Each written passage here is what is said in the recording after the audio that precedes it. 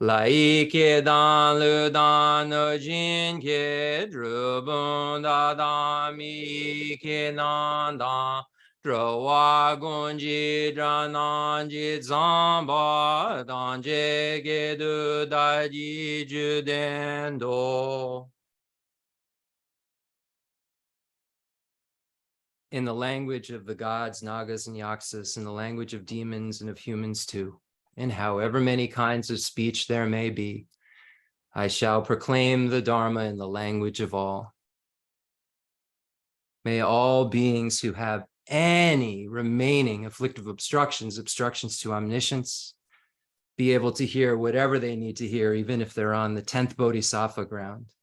Hear whatever it is they need to hear this evening in order to progress on to the next stage, whether it's Buddhahood or the next ground, or to get to a point where we're creating causes and conditions to be able to become bodhisattvas, to have renunciation, to abandon attachment for this life. So hopefully whatever I'm saying will help every single being, hell, hungry, ghost, animal, human, demigod, and God, to progress on their own individual path. Because we know that we have to do the work ourselves. We have to engage in the practices if we want to evolve. No one can do it for us. And each one of us has our own individual needs and aptitudes in terms of spiritual development, because in previous lives, we've engaged in practices. And some of us have evolved spiritually, have matured more than others. But each and every one of us, if we aren't Buddhas, if we are who we appear to be, have something that we can benefit from by learning the great, the Lam Rim, the great Lam Rim. And tonight we're so fortunate to once again be looking at Lama Tsongkhapa's foundation of all good qualities, the source of all my good, as Pabunka Rinpoche says, begging for a mountain of blessings. And I say we're so fortunate because of the fact that this text contains everything that one would need to know in order to become a Buddha, and at every level, for every aptitude of being. And everybody is a little bit different, as we learn about when we study the teachings for beings of three capacities. And everybody has, different aptitudes. And the Buddha, knowing this, gave so many different kinds of teachings because the Buddha was so kind.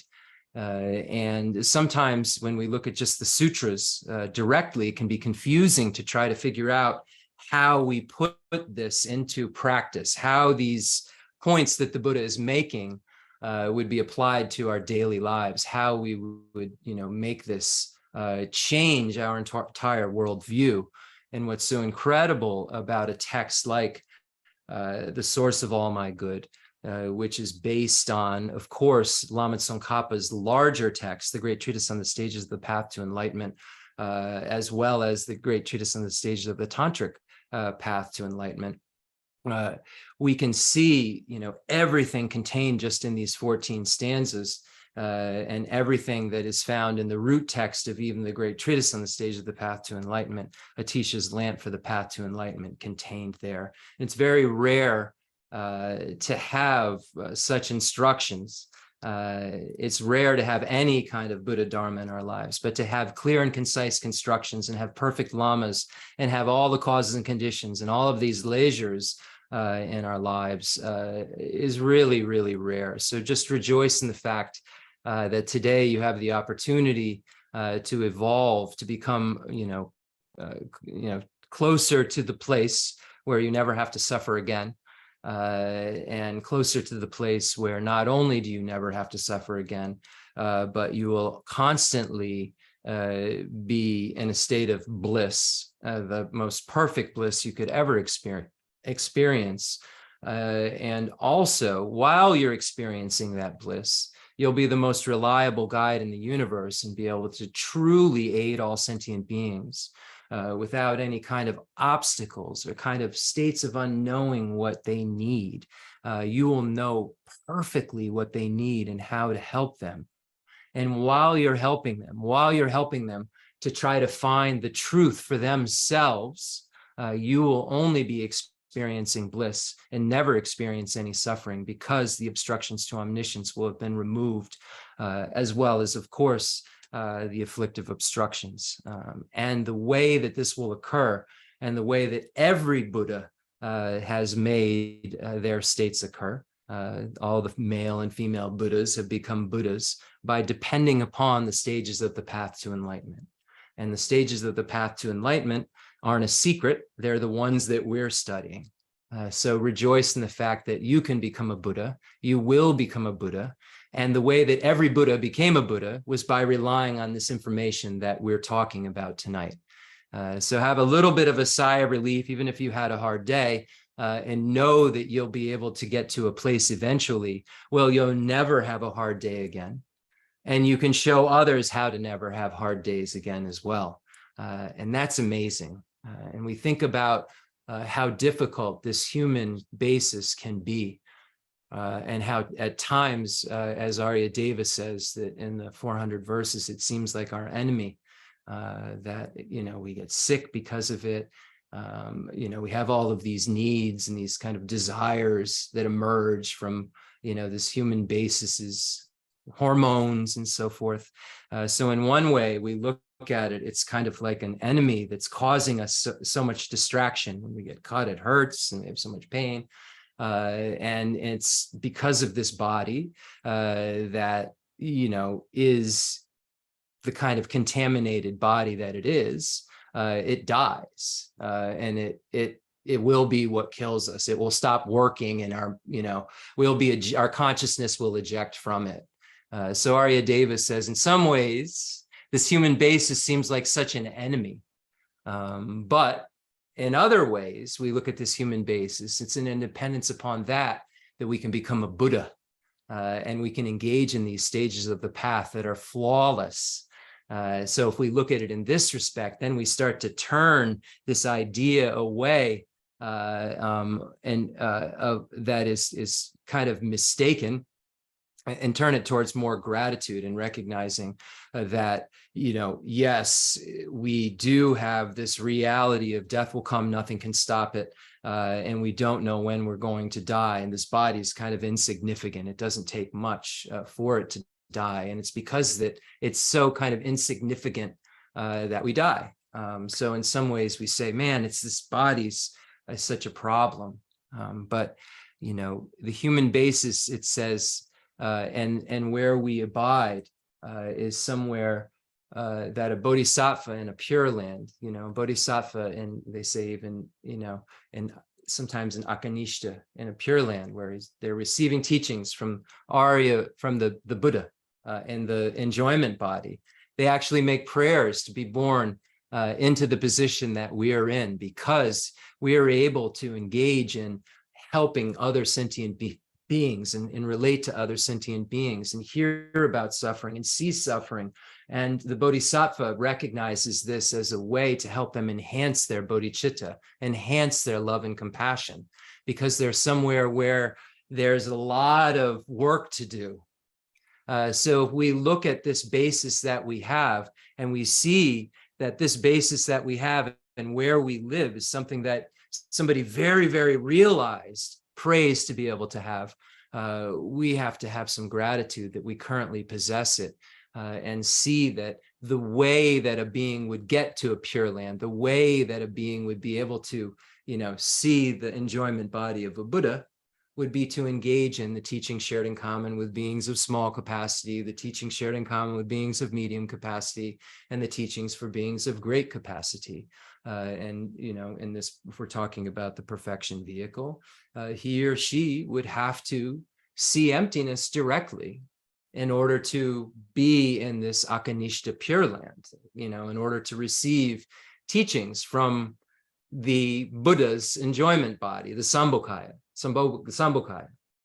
So now, someone who's seen emptiness directly values this thing that we have so much, this bodhisattva who day and night puts others' needs before their own, day and night, wishes that they can become a Buddha as quickly as possible, so that they can be the most reliable guides in the universe and experience bliss. And this being has experienced the nature of reality directly. And they make these prayers, may I be born into this place that we are. So rejoice in the fact that we have this human basis. We have these 8 leisures. We aren't born in any of the lower realms. We don't have obstacles in this human basis. We aren't in some high realm where we don't care about the Dharma, where we don't hear about suffering, where we don't see suffering, where we don't have a reason to have renunciation, where we don't have a reason to develop, objects of observation for our love and compassion, sentient beings to generate love and compassion for. So we don't have any of those obstacles right now. Right now, we're in a perfect position to really throw ourselves into the stages that we find in these 14 stanzas. And hopefully, after you hear this class, you will dive even deeper into the Lam Rim and figure out how to experience the things that Lama Tsongkhapa is talking about, how to actually, have your mind, start to work in different ways than it ever did before. And it becomes so noticeable after a while when you maybe even go back to things that you used to really find enjoyable and see how you relate to those things. It's interesting how you see the Dharma truly, there's a mere, kind of an effect that happens that you can see the Dharma has really, really penetrated your mind. And when those instances happen, that your practice is working. And I encourage all of you to see how each and every one of the chapters of the larger text, the Great Treatise on the Stage of the Path to Enlightenment, could be an instruction manual on how to behave, on how to think, and not in a way that you just, are trying to become a robot, but you're trying to become a holy being that never has to suffer again. And this is how you would evolve into this holy being. It would be by following these stages of the path. And the ways that these stages say a being in that condition thinks will be the way that you start to think. And that will make you know that, oh, these teachings for beings of small capacity are really affecting my mind because of whatever your personal experience is. But if you don't know them very well, you won't catch it. If you don't know what these, stages are, and if you don't know what each of these topics are and how to meditate on them, you won't catch it when you see the saturation of your mind, and you won't be encouraged by it. So the encouragement really happens by your studies, because you'll have something that tells you what's going to happen in your spiritual, evolution. And when it starts to happen at the small levels, you can say, wow, this is true. It really does work. And it encourages you to go further. So I just wanted to say a couple things before we got started. Let's get into the 7-point Vairocana posture that we get into every time before we start the teaching, to try to get our minds into a calmer place, more realistic place, from which we can start to generate virtue, start to think more realistically about reality, and start to see how our negative patterns of thinking have produced negative results, and our positive patterns of thinking have produced good results, and start to try to create more positive patterns of thinking.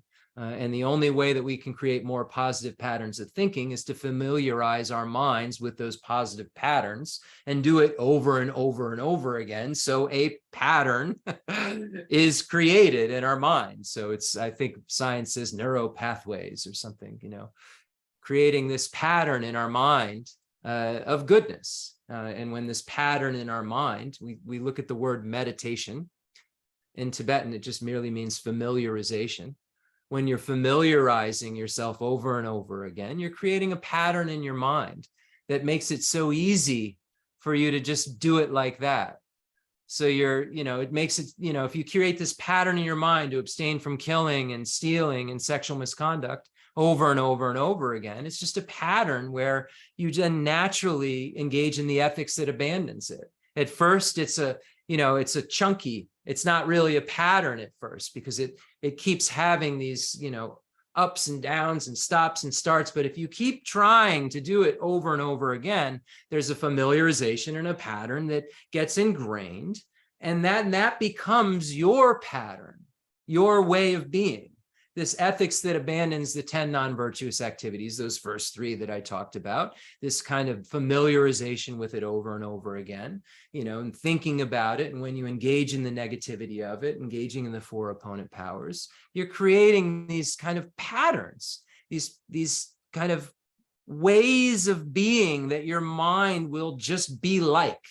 It's incredible. Think about, when you have a fad, or you find something you're really into for a time in your life. Think about it. You can create it so that it's like, really, because you think about it so much over and over and over again, and you have all this attention to detail about it, you convince yourself in this way about an object that really is irrelevant. But if you can do that with something that's relevant, you'll see that it won't just blow away with the wind when something else neat comes along, because it's truth. And it has this kind of major effect on the way that you're feeling day to day, and the way that you relate to things day to day. So 7-point Vairocana posture. Most importantly, keep your back straight. It says vertebrae like a stack of coins. And then let's do what we always do, meditate on the breath, breathing in and out, and the counting, and imagine the front generation form of Buddha Shakyamuni, beautiful, radiant, glowing, however you would normally imagine Buddha Shakyamuni, but just make sure it's a fixed image and that there's not any animation or movement. So we're going to do breathing in and out and counting, and a fixed image of Buddha Shakyamuni in the front generation, about an arm length away, about the size of our thumb at eye height. So breathing in, filling the lungs and the diaphragm, turning the breath around very gently and naturally, not trying to force it, just trying to watch the breath come in and out and count it.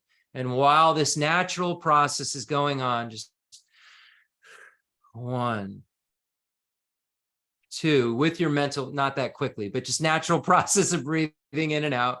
You, with your mental consciousness, are imagining this Buddha in this small kind of 2-inch form in the space in front of you. So breathing in and out, counting the cycles of breath, and then the front generation form about 2 inches tall, arm length away, eye height, Buddha Shakyamuni, but a static image. So we'll do that for a moment. Thank you, everybody, for coming. Thank you for everybody on the other applications.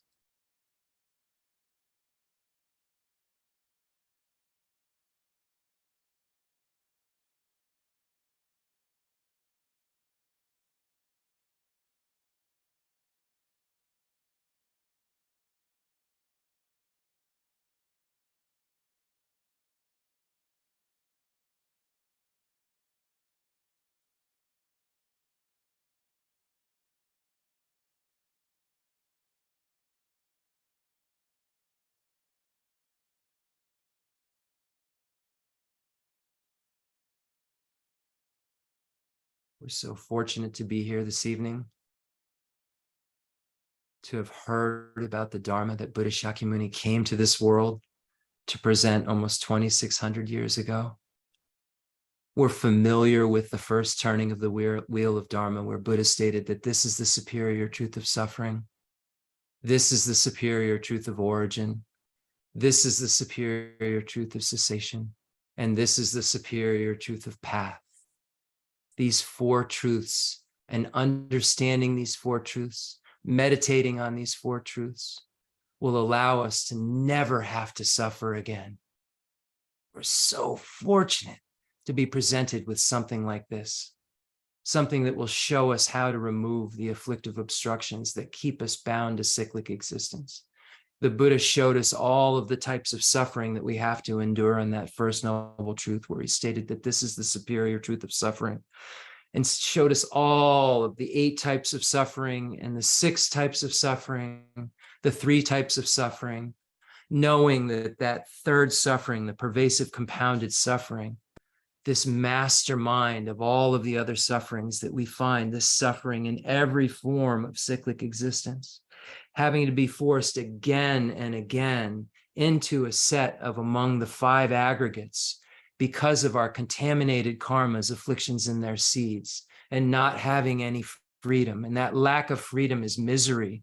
And that lack of freedom is caused by something very, very specific. The true mastermind behind the pervasive compounded suffering is found in that second noble truth where Buddha stated that this is the superior truth of origin. And the Buddha showed us that because all effects depend on causes, and because suffering is a result, it necessarily has a cause. And when we find what Nagarjuna has to say about what that cause is, we trace it back to one thing, and that's the self-grasping ignorance. And that self-grasping ignorance gives rise to inappropriate attention, an exaggeration of things, an overvaluing of an object that we think has an inherent existence, the overvaluing of the self of person, of phenomena, believing that there's objective, intrinsic, inherent existence. This overvaluing creates this confusion in our minds, this exaggeration about ourselves and other things. And this confusion and exaggeration causes us to feel this is pleasant, this is unpleasant, or this is neutral. But all the while, even those neutral things we're believing have inherent existence.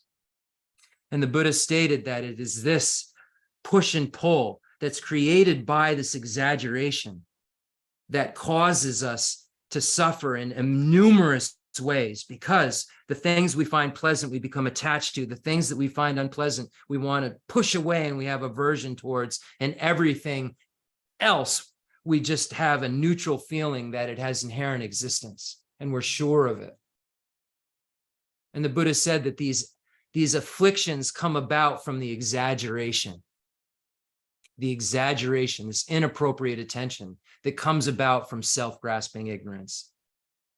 So from self-grasping ignorance comes this inappropriate attention, this exaggeration. And from there, we have the afflictions that arise, and the afflictions cause us to behave, cause us to create karma, contaminated karma, because it's actions that are arisen from an afflicted mind, from self-grasping ignorance. So these actions that we engage in through our body, speech, and mind are contaminated. Therefore, they give rise to contamination. They give rise to cyclic existence. And we're so fortunate to know that the ceasing of karma and afflictions is nirvana.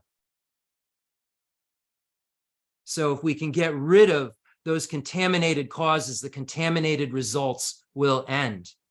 And this is the beauty of the relationship between the first and second noble truth that Khyentse Geshe Wandak showed us so many times. This cause and effect relationship of the first and second noble truth, showing how the second noble truth, this self-grasping ignorance, gives rise to the first noble truth, the suffering, all the 8, 6, and 3 types of suffering, and this wheel of cyclic existence, turning like a water wheel that we as sentient beings have to do, as it says in Chandrakirti's entrance to into the middle way, around and around in cyclic existence, and having no freedom. And the Buddha said lack of freedom is misery. We're so fortunate to know this formula of cause and effect. All composite things are impermanent. All contaminated things are in the nature of suffering. And then the Buddha stated that this is the superior truth of cessation, knowing that removing the cause of a result removes the result. But it doesn't just disappear magically.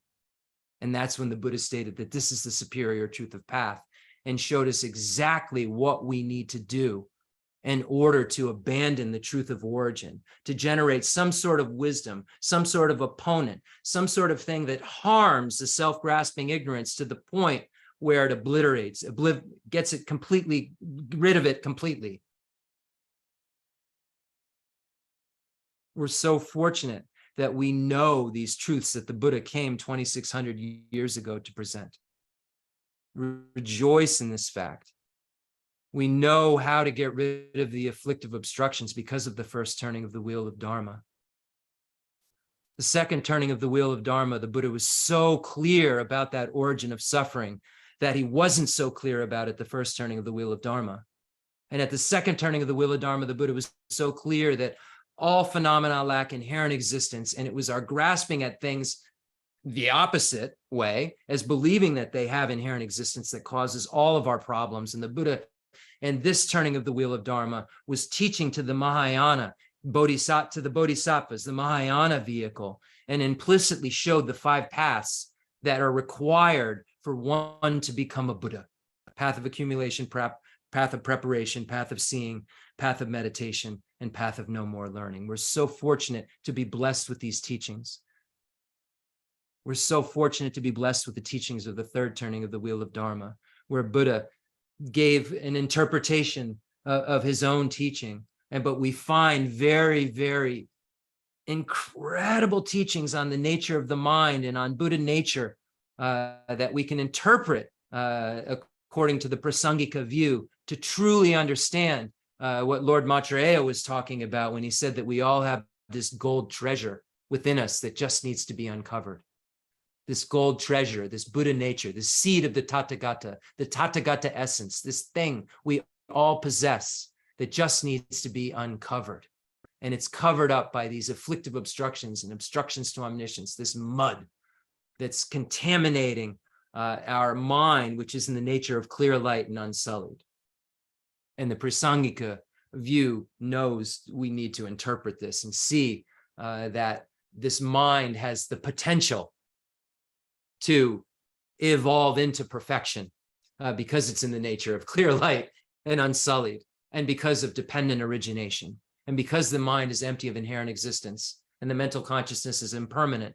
It can transform, and it can then have temporal moments of perfection instead of temporal moments of contamination. And this is what we can do.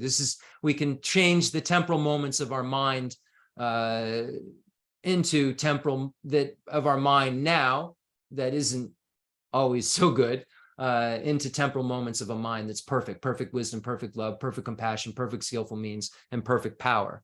And it's possible because of emptiness, because our mind is empty of inherent existence and can dependently originate into temporal moments of bliss, into temporal moments of perfection. If it wasn't empty of inherent existence, we wouldn't have a shot. Because it's empty, it's all possible. And this is what Nagarjuna has to say about all of it that's so profound. That this emptiness isn't scary. This emptiness is our only hope. And why are you so scared of this emptiness? This emptiness doesn't mean things don't exist. We can posit cause and effect because of dependent origination, because of subjective thought designation. These all exist for designating thought consciousness. So it's just amazing that we have access to these truths, and really, really rejoice in this. Now imagine that Buddha Shakyamuni was in this static form, explodes into the entire merit field. Imagine Buddha Shakyamuni is now animated in the entire merit field in the spaces in front of you. All those beings that you consider enlightened beings. Imagining holy beings like Khenser Geshe Wandak and His Holiness the Dalai Lama.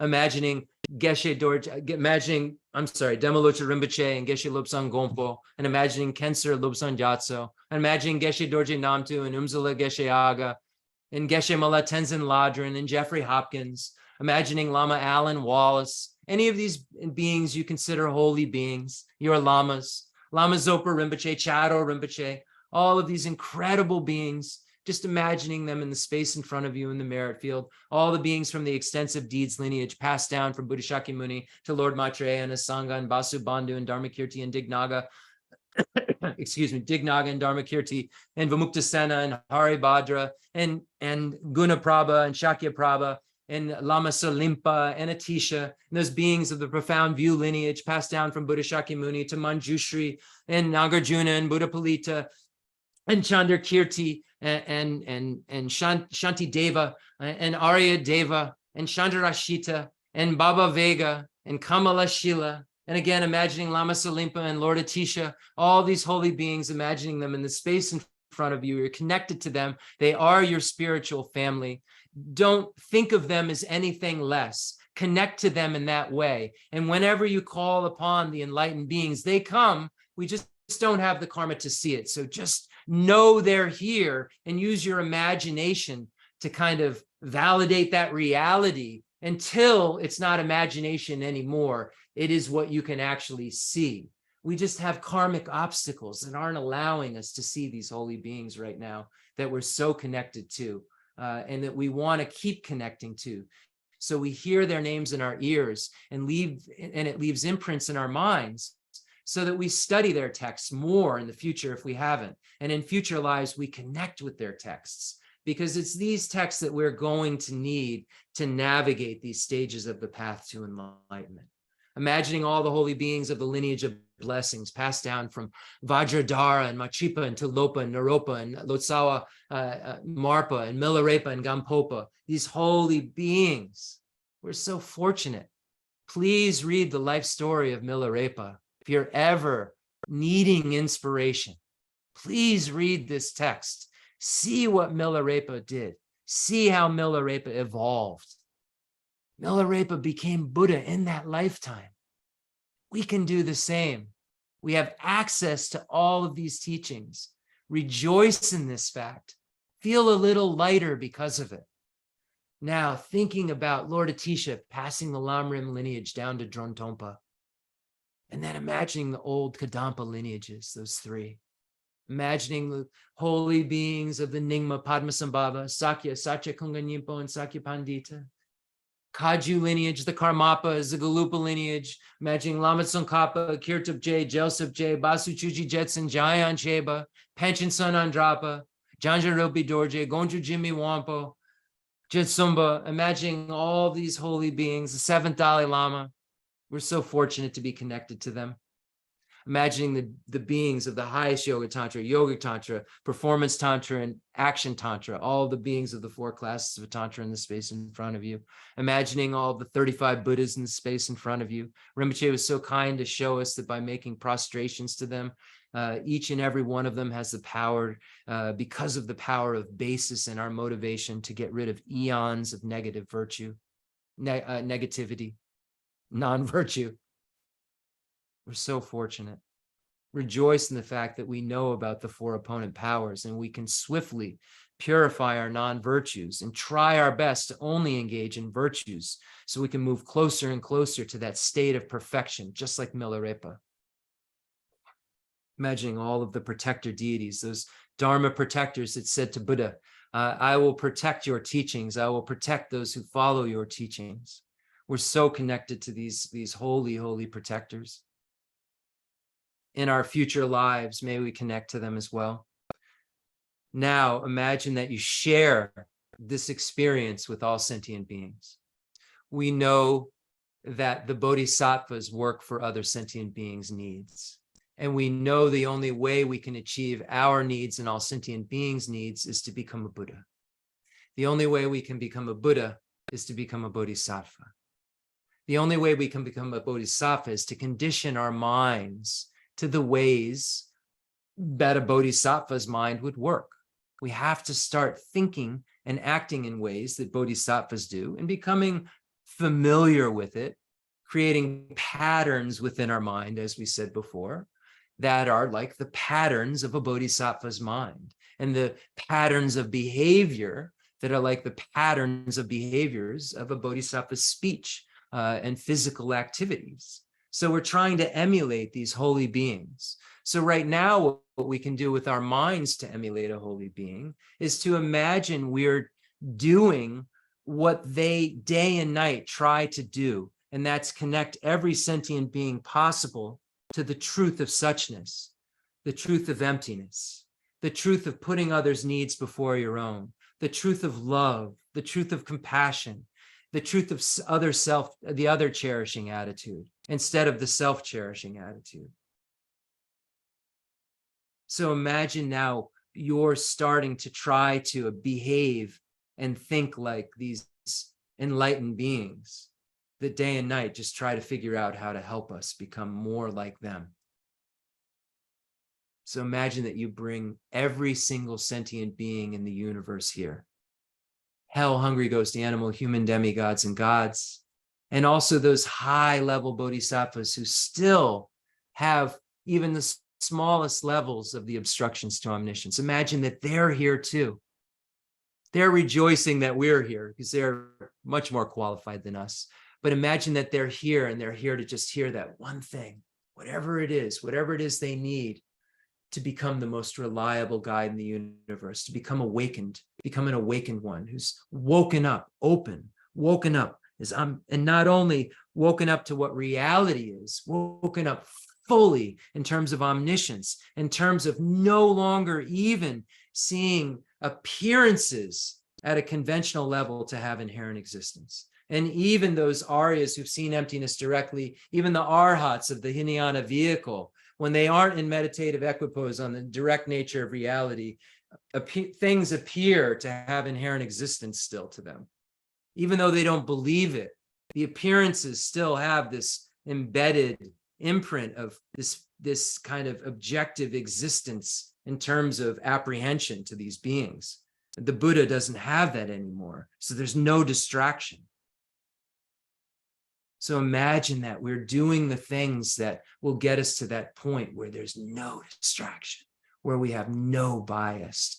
And we know that by putting every single being's need in front of our own and feeling this kind of love and altruism that maybe we've experienced for one being and know what that bliss is like in this lifetime, we can experience that bliss as we connect to more and more and more beings.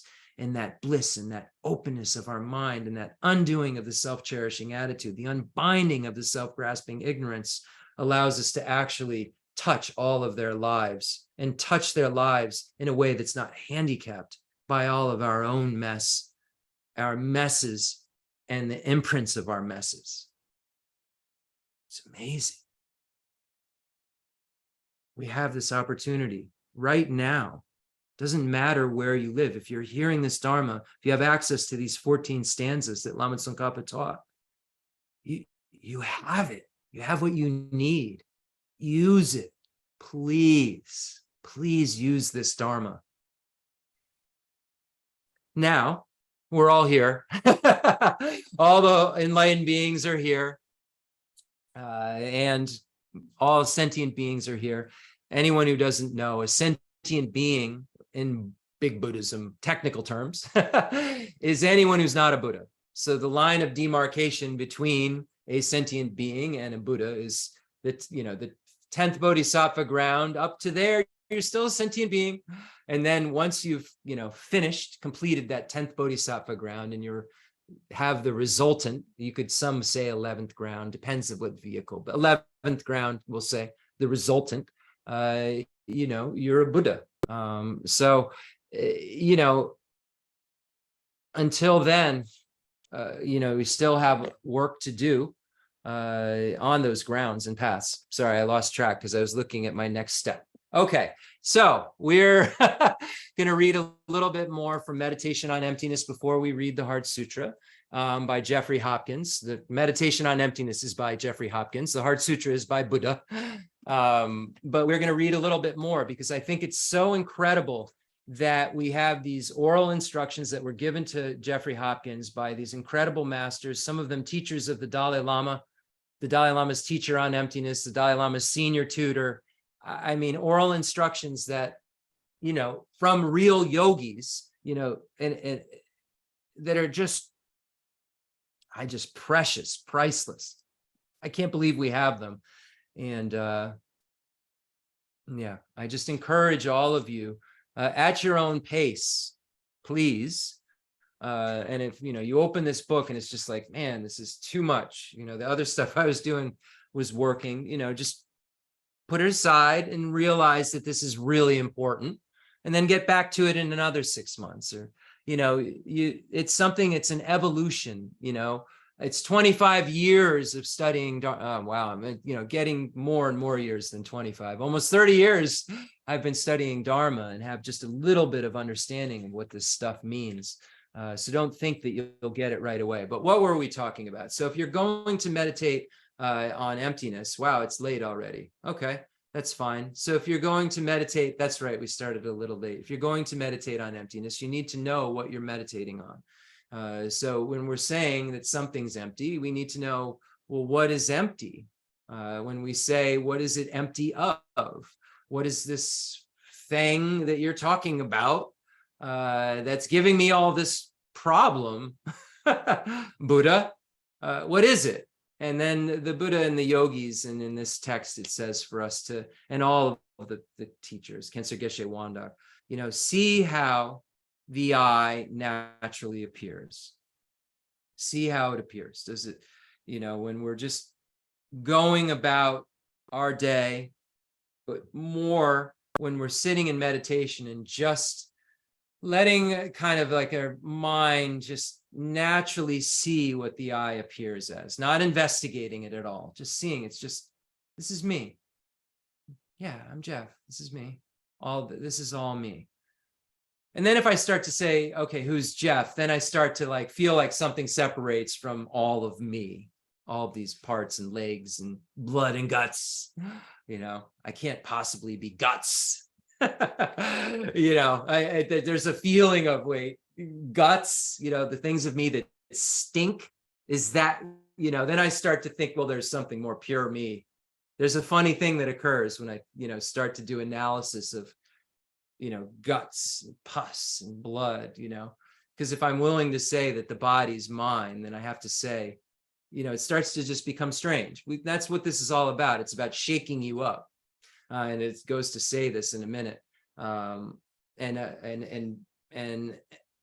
so you see how this I naturally appears.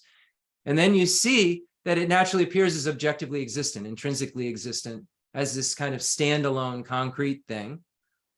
And then now it's time to go to town and see if it's true. See if the way that appears is true or not. And here we got into some of the 4 kind of essentials, the 4 ways of reasoning to see whether, establish what is the object of negation. It's an inherently existent, objectively existent, in this case, I, Jeff, I, me, I objectively exist. Okay, so this is the object of negation. It's not the existence of an I, it's the inherent existence of the I. So we start to go to town to see, is it one with its part or separate from its parts? This I, parts, mind, body. Is it, one with the mind and body or separate from the mind and body? And we start to go into this analysis. And then it talked about the 7-point analysis. And usually we apply it to a chariot, but here it was applying it to the I, the self of person. You've seen it, though, the story told about a chariot before. So we'll just get into what I'd like to do. It says the third step. So the second step is ascertaining that selflessness follows from the reason. And then now establishing the present of the reason in the subject. So you're saying, all right, the reason of dependent origination, things are not inherently existent because and then the reason is any among these 7. Okay, so things are not inherently existent because they are not established as being, not establishing the I, that the I is not mind and body. So you go through these 7 things to go through to establish, that this I, which is the subject, is pervaded by the reason. This I is not the mind and body. Okay. So you start with this. So let me just read. The third step in meditation on emptiness, after identifying the inherently existent I and ascertaining that it must be either the same or different from the mind and body. Okay, so that's what we talked about.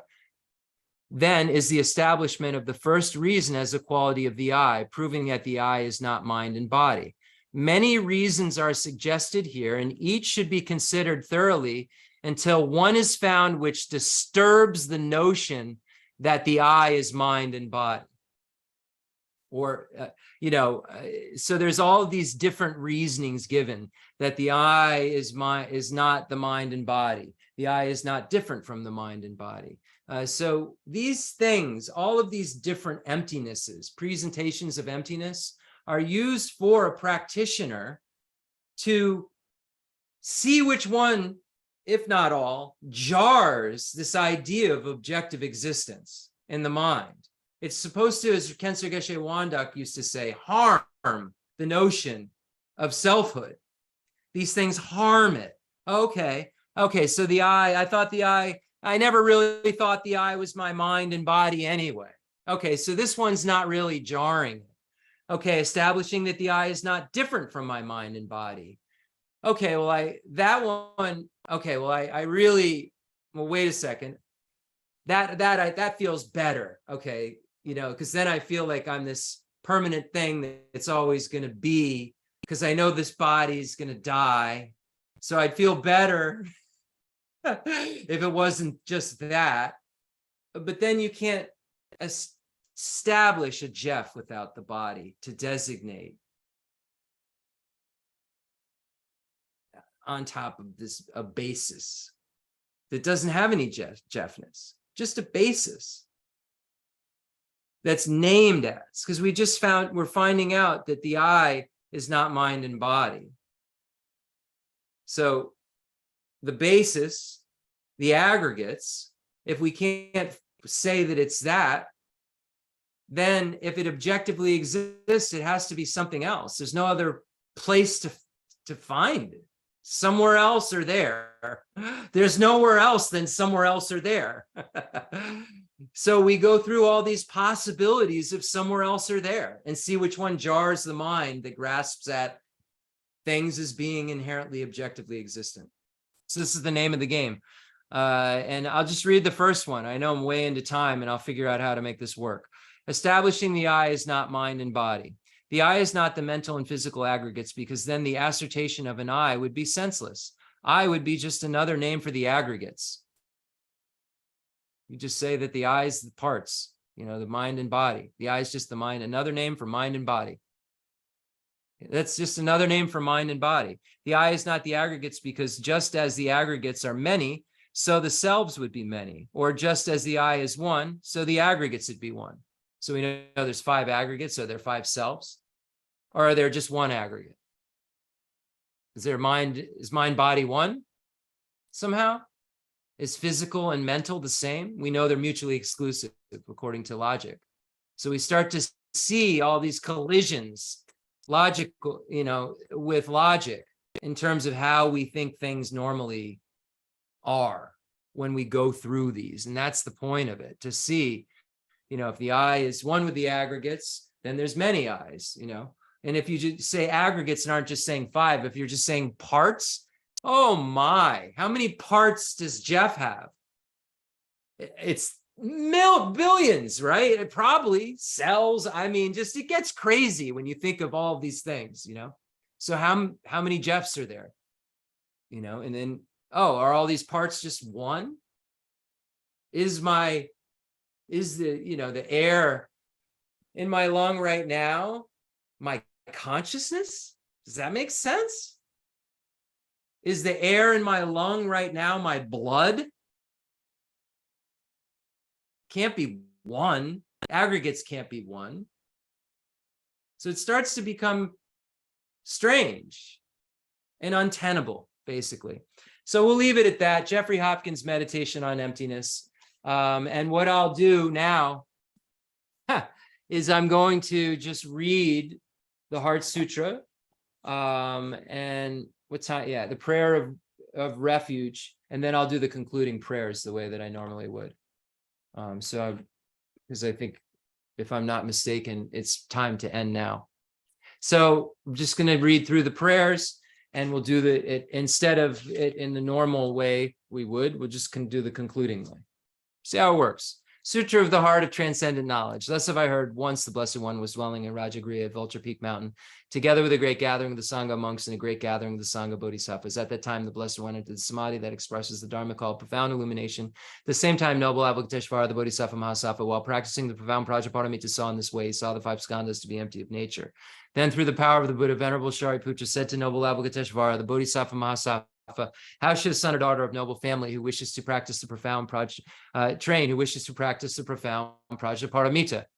Addressed in this way, noble Avalokiteshvara, the Bodhisattva Mahasattva, said to Venerable Shariputra, O Shariputra, son or daughter of noble family who wishes to practice profound Prajaparamita should see in this way. Seeing the five skandhas to be empty of nature. Form is emptiness, emptiness also is form. Emptiness is no other than form is no other than emptiness. The same way, feeling, perception, formation, and consciousness are emptiness. Thus, Shariputra, all dharmas are emptiness. There are no characteristics. There is no birth and no cessation. There is no impurity and no purity. There is no decrease and no increase. Therefore, Shariputra, in emptiness, there is no form, no feeling, no perception, no formation, no consciousness, no eye, no ear, no form, no feeling, no perception, no formation, no consciousness, no eye, no ear, no nose, no tongue, no body, no mind, no appearance, no sound, no smell, no taste, no touch, no dharmas, no I dhatu up to no mind dhatu, no dhatu of dharmas, no mind conscious dhatu, no ignorance, no end of ignorance up to no old age and death, no end of old age and death, no suffering, no urge of suffering, no cessation of suffering, no path, no wisdom, no attainment, and no non-attainment. Therefore, Shariputra, since the bodhisattvas have no attainment, they abide by means of Prajaparamita. Since there is no obscuration of mind, there is no fear. They transcend falsity and attain complete nirvana. All the Buddhas of the three times by means of Prajaparamita fully awaken to unsurpassable, true, complete enlightenment. Therefore, the great mantra of Prajaparamita, the mantra of great insight, the unsurpassed mantra, the unequal mantra, the mantra that calms all suffering, should be known as truth, since there is no deception. The Prajaparamita mantra is said in this way: Teata om gate gate paragate parasangati buddhisoha. Teata om gate gate paragate parasangati buddhisoha. Teata om gate gate paragate parasangati buddhisoha. Teata om gate gate paragate parasangati buddhisoha. Teata om gate gate paragate parasangati buddhisoha. Teata om gate gate paragate parasangati buddhisoha. Thus Shariputra, the Bodhisattva Mahasattva, should train in the profound Prajaparamita. Then the Blessed One arose from that samadhi and praised noble Avalokiteshvara, Bodhisattva Mahasattva, saying, Good, good, O son of noble family, thus it is, O son of noble family, thus it is. One should practice the profound Prajaparamita just as you have taught, and all the Tathagatas will rejoice. When the Blessed One had said this, Venerable Shariputra and noble Avalokiteshvara, the Bodhisattva Mahasattva, that whole assembly in the world with its gods, humans, asuras, and Gandharvas, and rejoiced and praised the words of the Blessed One. Sorry, I screwed the Heart Sutra up. I was analyzing the Heart Sutra and trying to read the Heart Sutra, and it doesn't work very well when you're doing that.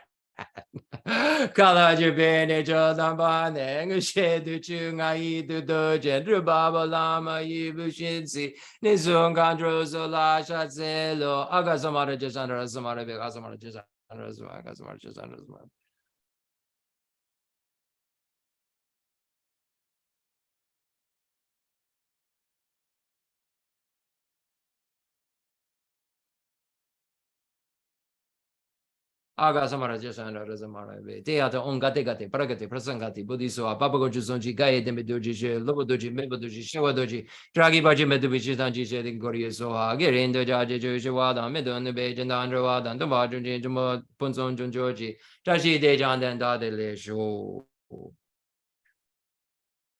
Now we'll do the prayer for the flourishing of Lama Tsongkhapa's teachings. Funny, I had to reprint this quickly right before class, because I shoved the version that I've been reading inside of the Rinpoche's stupa the other day. And also, hopefully, Lorinda will be able to screen share, because I also took the prayer that I wrote for Rinpoche, the supplication to Rinpoche, and shoved that up inside the stupa as well. So prayer for the flourishing of Jitsongkhapa's teachings. Allow screen share, Jeff. Sorry to interrupt. Oh, I'll need to do that. Good, good. Thank you. Prayer for the flourishing of Jitsongkhapa's teachings. Though he's the father, producer of all conquerors, as a conqueror's son, he produced the thought of upholding the conqueror's Dharma in infinite worlds. Through this truth, may the conqueror Losang's teachings flourish. When in the presence of Buddha Indraketu, he made his vow, the conqueror and his offspring praised his powerful courage. Through this truth, may the conqueror Losang's teachings flourish. That the lineage of pure view and conduct might spread, he offered a white crystal rosary to the sage, who gave him a conch and prophesied. Through this truth, may the conqueror Losang's teachings flourish. His pure view, free of eternity or destruction, his pure meditation, cleansed of dark fading and fog, his pure conduct practiced according to conqueror's orders, may the conqueror Losang's teachings flourish. Learned, since he extensively sought out learning, reverend, rightly applying it to himself, good, dedicating for beings in the doctrine, may the conqueror Losang's teachings flourish. Through being sure that all scriptures, definitive and interpretive, were without contradiction, advice for one person's practice, he stopped all misconduct. May the conqueror Losang's teachings flourish. Listening to explanations of the Tripitakas, realized teachings, practice of the three trainings, his skilled in life, accomplished life story is amazing. May the conqueror Losang's teachings flourish. Outwardly calmed and subdued by the hearer's conduct, inwardly trusting in the two stages practice, he allied without clash the good paths of Sutra and Tantra, may the conqueror Losang's teachings flourish. Combining voidness explained as the causal vehicle with great bliss achieved by method, the effect vehicle, hard essence of 80,000 Dharma bundles, may the conqueror Losang's teachings flourish.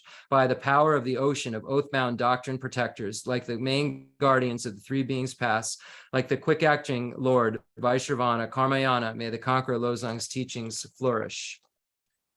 In short, by the lasting of glorious gurus' lives, by the earth being full of good, learned, reverent holders of the teaching, and by the increase of the power of its patrons, may the conqueror Losang's teachings flourish. I think I have a half hour left. Is that accurate? It is accurate. I can't see the clock very well. So I was thinking wrong time. I was thinking on the hour time. So awesome. I'm so happy about this, because I had something that I want to get to. And if you were like excited because you could go ahead. It's cool. Like I totally get it. Like when think you're off the hook, but I had some stuff to get to. And I hope I didn't just produce some serious suffering of change for you. All right. Okay. So we were talking about Lama Tsongkhapa's Source of All My Good, and these incredible 14 stanzas, and Pabunka Rinpoche's commentary that shows us 4 categories that we can understand what Lama Tsongkhapa is trying to get at if we understand. And I think that in and of itself is amazing. And when I first saw that, I said, yeah, that's so cool. That's exactly what Lama Tsongkhapa is getting at.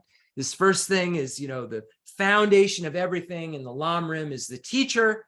That's the presentation. And now once you've got the teacher, it's you practice, you practice the teachings for beings of small, medium, and then eventually with those foundations of small and medium capacity, practice the teachings for beings of great capacity.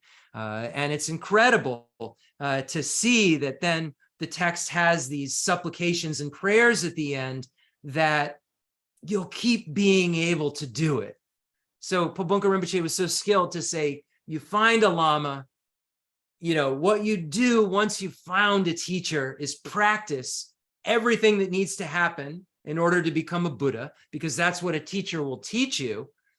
And because you may not get it all in this life, there's these prayers at the end to make sure that, you're always, meeting with these incredible causes and conditions for the Dharma, that you're always having companions, and that you're never having obstacles, and that you're able to always, meet with perfect teachers in the last stanza, and then complete all of the stages of the small, medium, and great scope so that you can become Vajradhara yourself.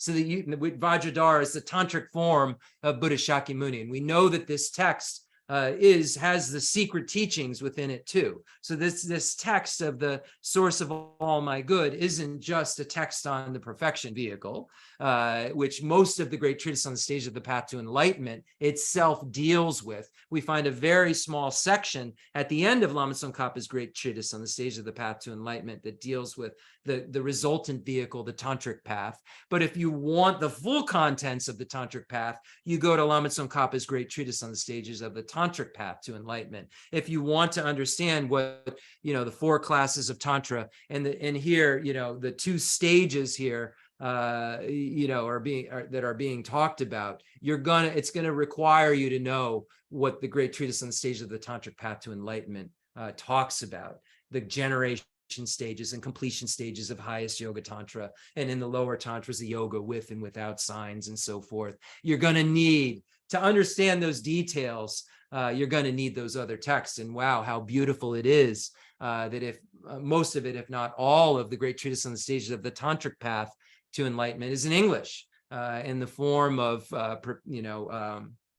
Tantra in Tibet and deity yoga and yoga tantra and other texts that Robert Thurman's group translated, illuminating.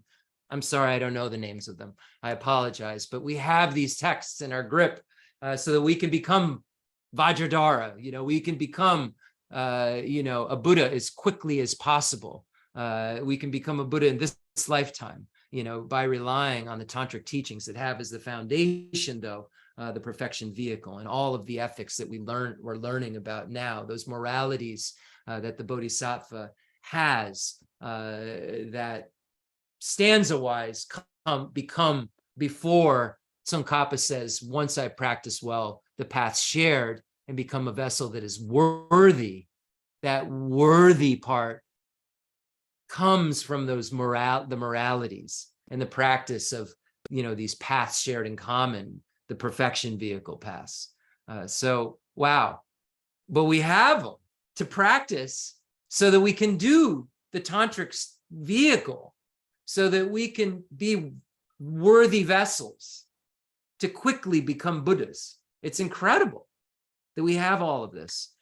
So let's read the source. First stanza deals with what Bunga Rinpoche says, finding a Lama, how to, the very root of the path, how to take on a Lama, how to serve him or her. And we find it well expanded in Lama Tsongkhapa's great treatise on the stage of the path to enlightenment, with the Lama, the qualities of a qualified teacher in various forms, the Mahayana Sutra Alamkar, and the 10 qualities of a spiritual teacher. And in the Tantra, I think requested by Sabahu, that Lord Atisha cites and so forth. So we can refer to that text to see the very root of the path and how you properly serve him or her, and what a qualified Lama would look like. And what are you trying to learn?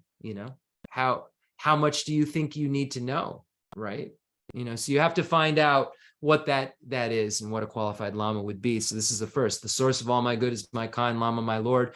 Bless me first to see that taking myself to him in the proper way is the very root of the path, and grant me then to serve and follow him with all my strength and reverence. We know Lama Tsongkhapa's teachers were males, so Lama Tsongkhapa wrote in this way. So in the commentary, we see him or her being used in the English, and we don't really see necessarily even the masculine used sometimes in translation when they just choose to use he, and it's kind of just older thinking, and it's really not always even, it's just a person kind of that the text is talking about, but in this case we have to give the credit, we have to look at the historical relevance, and then always in Buddhism look at what was going on in history before we jump to a conclusion about it being this or that or not progressive or something. And we have to look at where in scripture it fits, and so forth.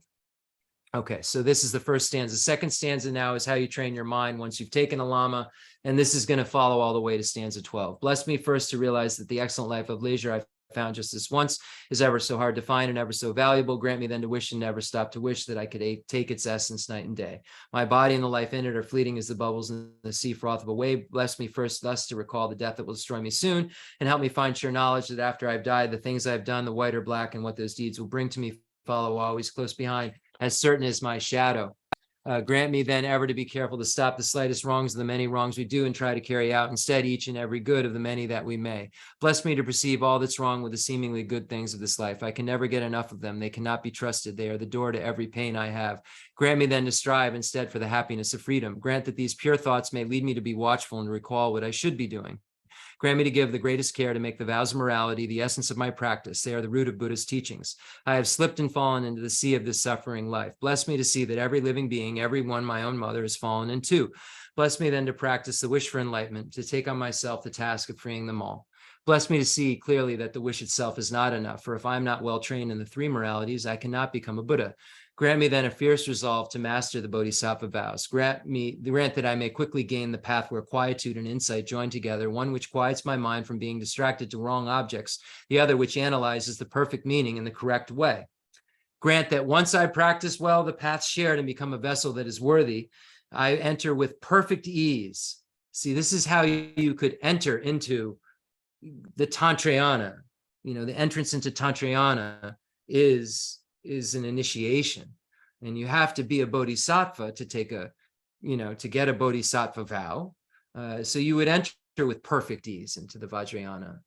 If you had, become a vessel that is worthy by practicing the path shared in common, you wouldn't enter it.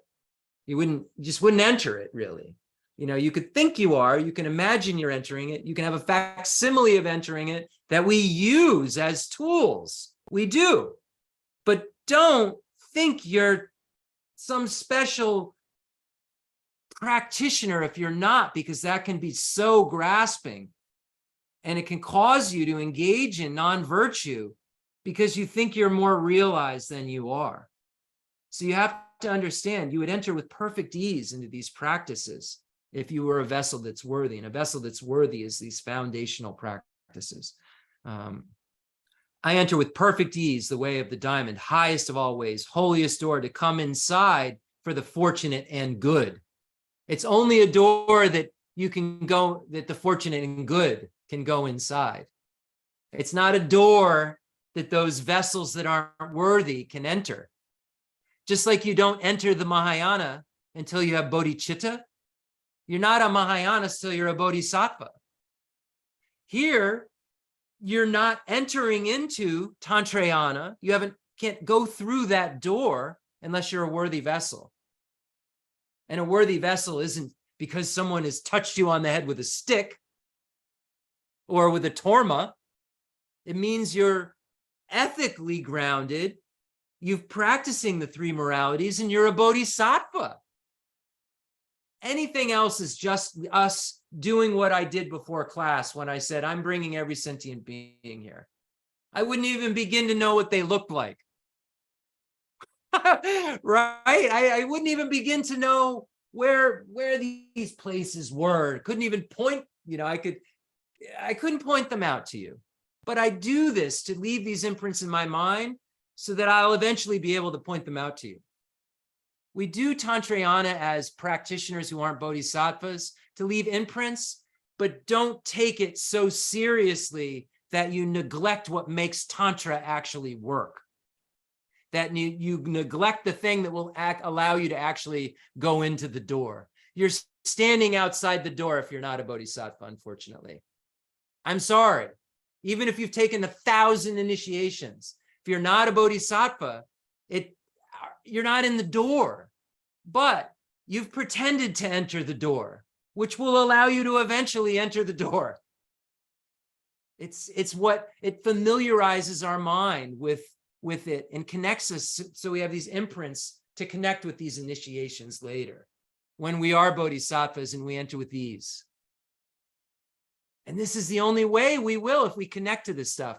And this is why Rinpoche said every time we debate, and I say, well, why do we even do Tantra? He said, because if you don't have these imprints, all these things that you're saying, Jeff, the small, medium, and great scope of the perfection vehicle won't ripen into this Tantra because you won't have connected to it.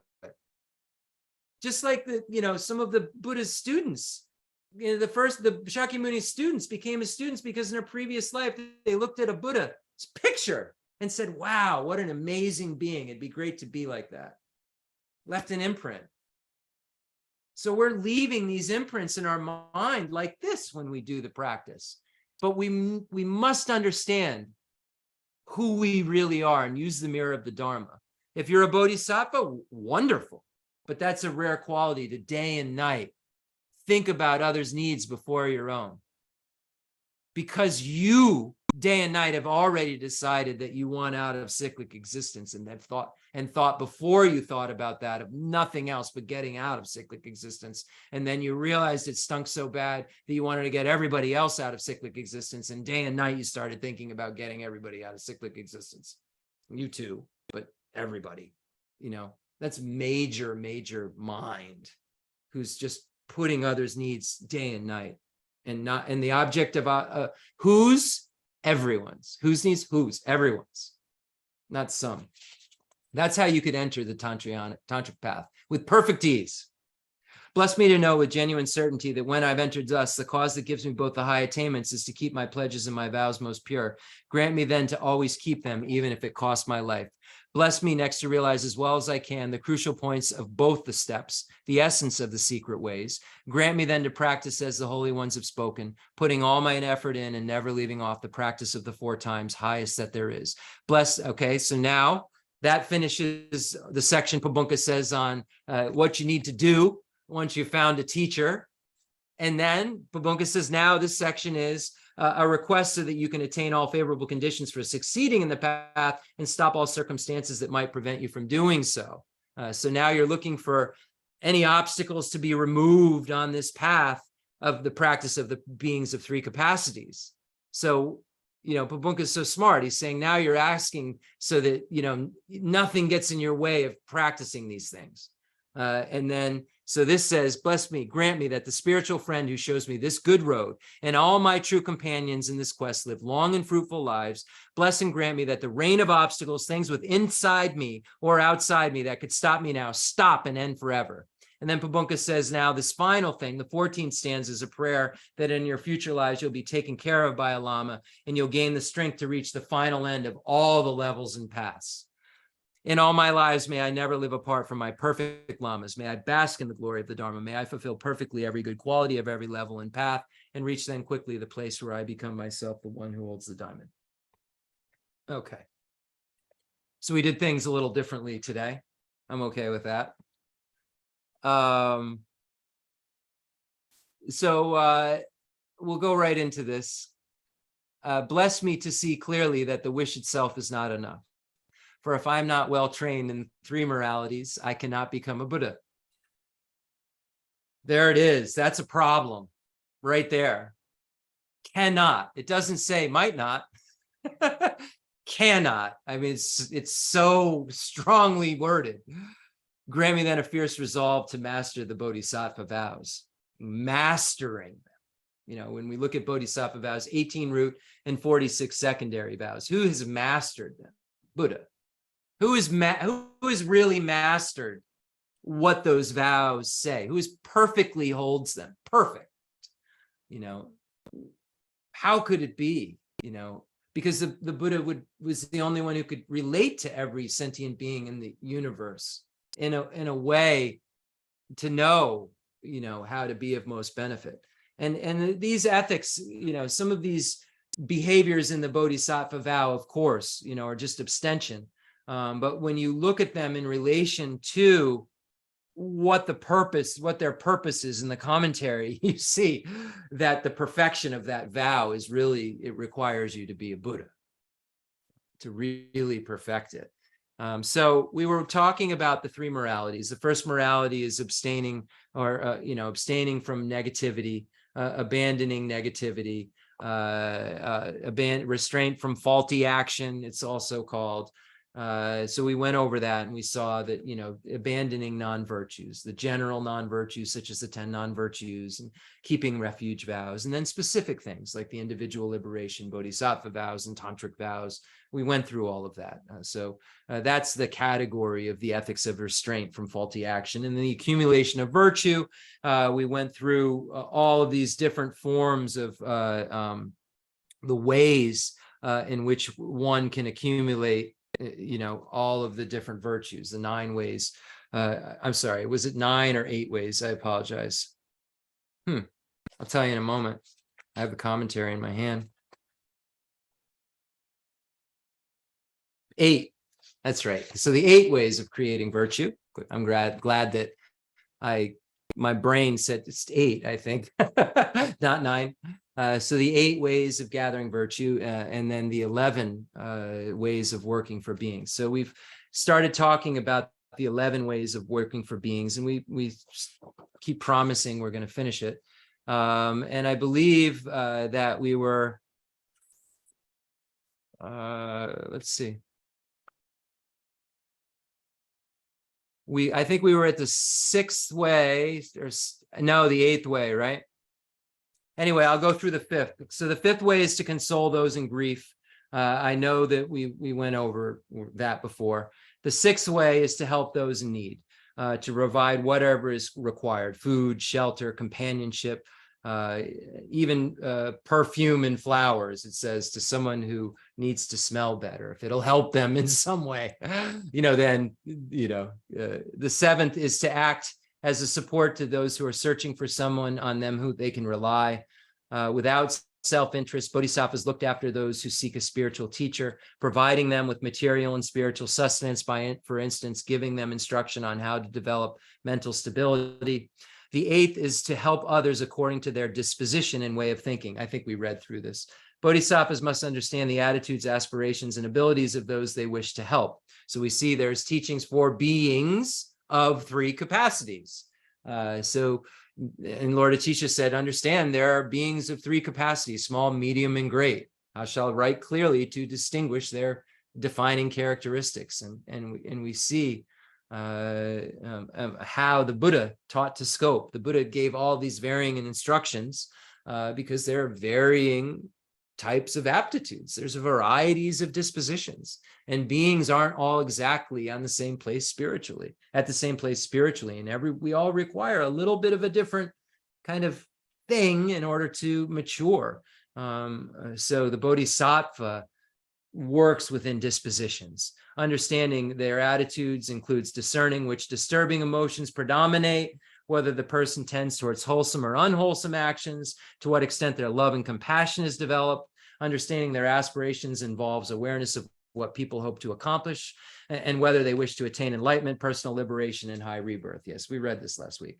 But this is, high rebirth, small scope, personal liberation, medium scope, and full enlightenment would be the great scope. So we see that the dispositions of individuals, their underlying dispositions determines their capacity. This decides, how you're going to have to help them, how you can be effective by understanding their disposition, understanding in what skillful way you can help them to understand emptiness and understand how to cherish others more than themselves better. What if our help makes that person unhappy? We should continue it if it's useful in steering him or her away from harmful activities, and if it will be of ultimate benefit. So that's tough. How do you know? Unless you're really, really a bodhisattva. If our approach proves ineffective, we should try a new approach, more in keeping with that person's temperament. When what we do is successful, but our actions upset a third person, there's no need to stop, provided our intentions are good. So we have to, at some point, say, okay, we're helping this person, but then, well, what if it affects this other person? It's saying that if we know our intention is good and it's to help this person, that we sometimes, as a result, it could have a ripple effect, and we needn't stop helping unless that we have to be then skillful with the ripple effect also. That's my part of the commentary. Many possible responses and situations are considered in this way. For example, it is recommended that people who are a ball of anger be left to cool down before you even try anything as positive as praising or apologizing to them. So we have to know when to say it, Geshe Dorje Damdu, when to say it, who to say it to, how to say it, when not to say anything. We have to learn these skills because we shouldn't always just say it. We shouldn't always say what we think we should just say. We have to always be mindful. That's what mindfulness is. Geshe Dorje Damdu says, mindfulness is being in the present in relation to the past and the future. Knowing what to say, what not to say, when to say it, when not to say it. Oh, previously this person's temperament was like this. They need to cool down. And in the future, I'd like them to really evolve into this person. So right now, I should be thinking like this. That's mindfulness. Being in the moment, in the present moment, wisely in relation to the past and the future. It's not just sitting like a robot in the moment. What's that going to do for you? It's being able to catch that moment so clearly, to be able to do exactly what's right in that moment, and to be able to be calm enough in that moment to not react in a negative way. Because think about it, when you're trying to help someone, how many times have you been helping them and then they start to not like it and you're like, well, don't you see I'm trying to da, da, da. It's really, doing helping isn't always the easiest thing in the world to do, and mindfulness is the only way. Becoming a bodhisattva that's more and more skilled, we're going to find we're going to need clairvoyance, really. We're going to need super skill set to be good at this. It says, since helping others and discussing matters that are important to them demands a certain degree of intimacy, We are encouraged not to cut ourselves off from others, but to create friendships. So in order to really know about someone well, and this is something I can become better at, I'm a person who doesn't, who's closed in, who likes my privacy. But then how would I ever know how to really help someone if I don't know their disposition, know what they really like, know when they're sad that they like this specific ice cream that I could bring them, that could calm them down, that could eventually get to them to be able to understand emptiness. Because that's all the Buddhas can do, teach the truth of suchness so beings are liberated. As Shantideva said, I say it all the time. If seeing emptiness is the only way to freedom, what else is there to do? On the other hand, if we're too intrusive, so now we're trying to create friends, know everything about them. But on the other hand, if we're too intrusive, our presence may stop them doing things they consider essential, and they become to resent us. We're taking up all their time and this, and then they're not getting things done. And now they're resenting us. And now we can't get anywhere in, now there's a fence they built. They're mad.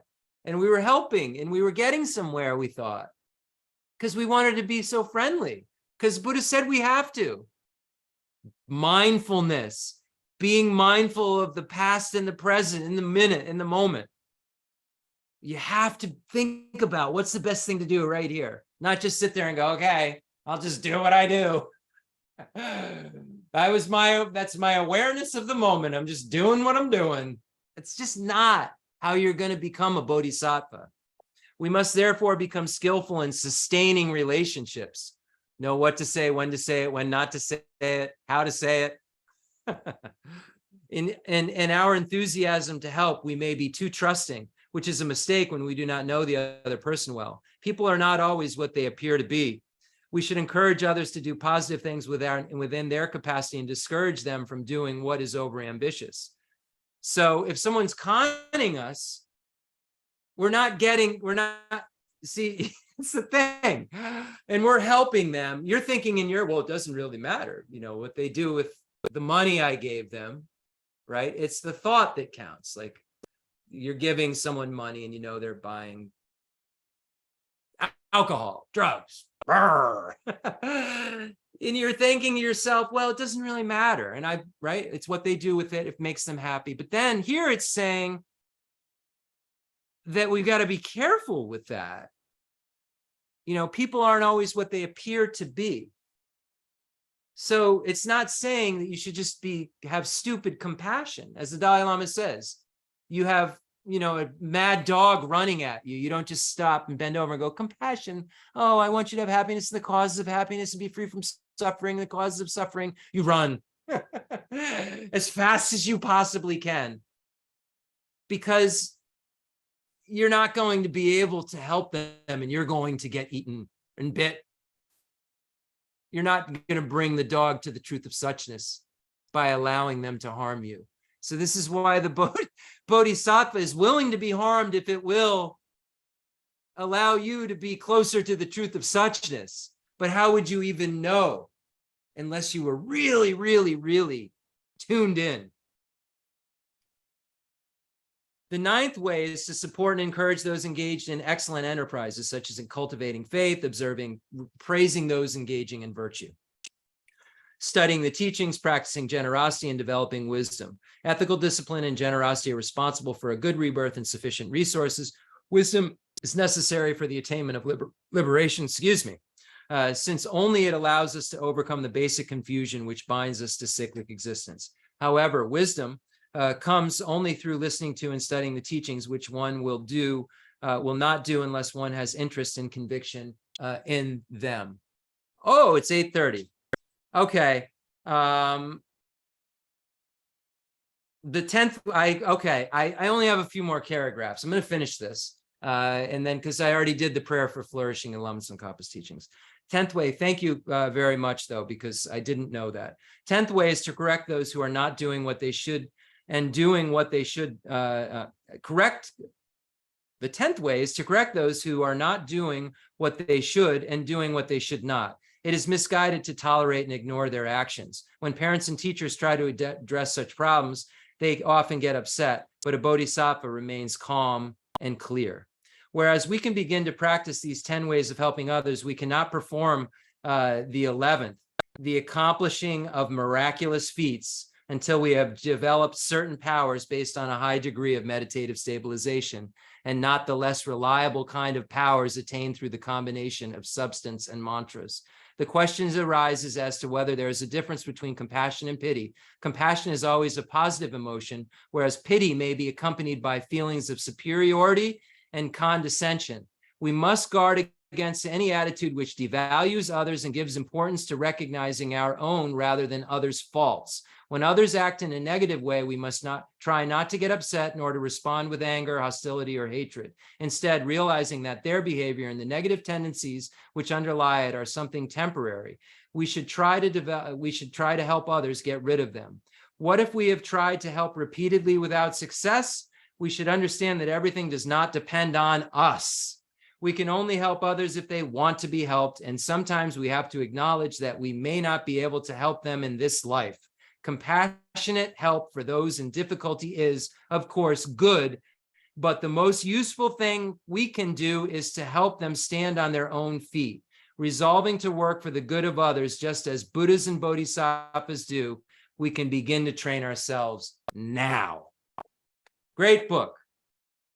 See why I just finished it. Bodhisattva Vow by Geshe Sonam Rinchen. Commentary on Chandragroman's 20 verses on bodhicitta.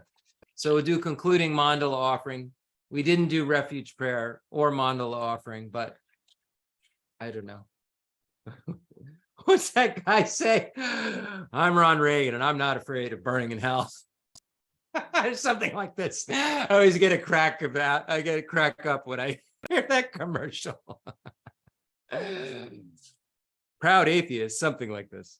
The fundamental ground is scented with incense and strewn with flowers, adorned with Mount Meru, the 4 continents, the sun, and the moon. I imagine this as a Buddha land and offer it. May all sentient beings enjoy this pure realm. I dedicate whatever virtues I have collected for the benefit of the teachings of all sentient beings, in particular for the essential teachings of Venerable Ozandrapa to shine forever. I send forth this jeweled mandala to you, precious Guru. Any mistakes that I've made, I'm sure I have. I apologize, and may they be purified. I don't think that I have. That was a joke. Maybe purified by the Vajrasattva mantra.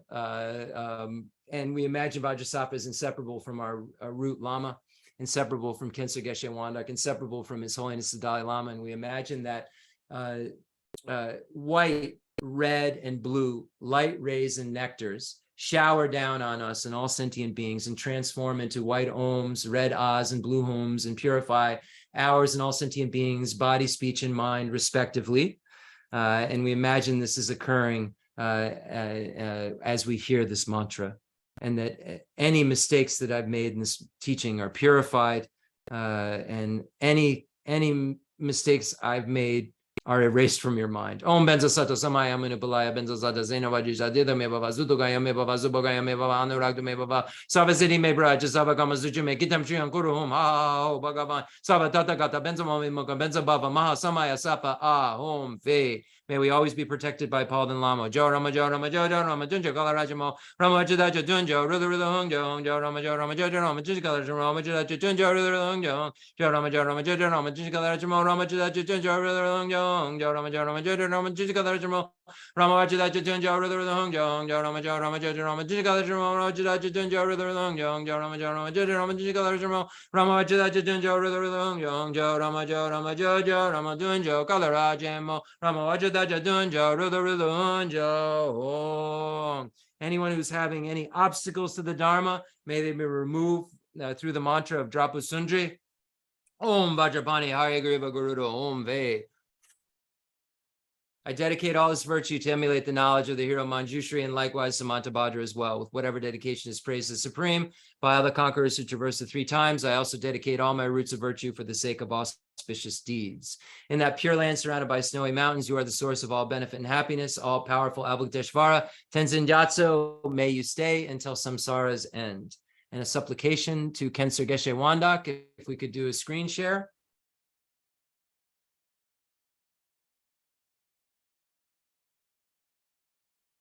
Do we have screen share? I don't know if we have screen share abilities still. So may we in all our lives never be separated from Kensar Geshe Wandak.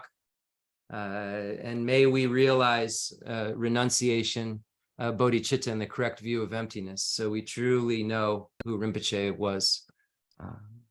I know most of it by heart, but I wouldn't attempt to do it without it being perfect. So we'll do it next time. And thank you so much for your patient listening. And see you on Sunday for Lama Tsongkhapa's Great Treatise on the Stage of the Path to Enlightenment. Thank you so much, everybody. Appreciate it.